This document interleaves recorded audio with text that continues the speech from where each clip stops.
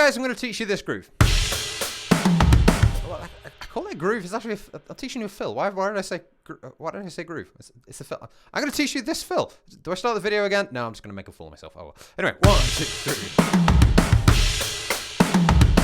So basically, what's going on here? We have a linear fill. Think anyone noticed this complete mess up I made of the start of this video? Whatever.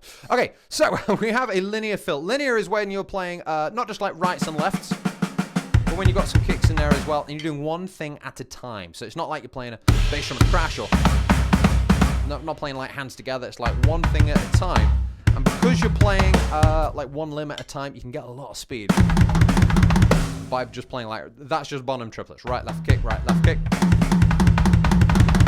you're playing one limb at a time. Imagine if you had 3 arms. How much better you'd be at the drums. You do have 3 arms. One of those arms is called a leg. So right, left kick, right, left kick, right, left kick. So you can get some kind of cool little phrases there.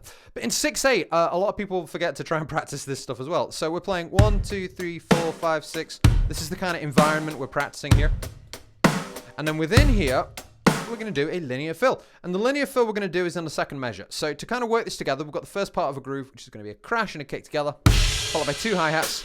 So 1, 2, 3. And then for the second half of the bar, we're going to play the fill, which is going to be right hand snare, left hand rack tom, right hand floor tom, followed by a kick.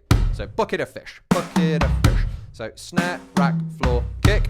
But that's only 4 notes. We need 6. So what we're going to do is the left hand's going to come down and play another snare, followed by a kick. So 6 notes there. 1, 2, 3, 4, 5, 6.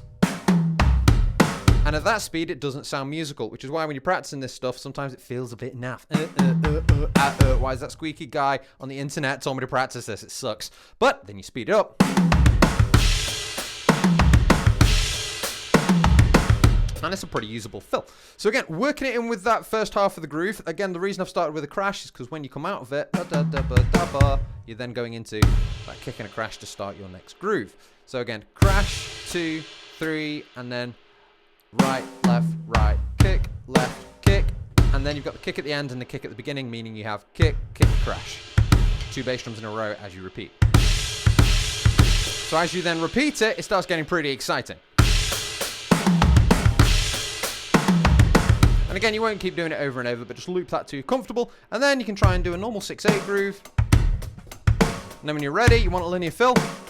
1, 2, 3. And then try and carry on with your groove.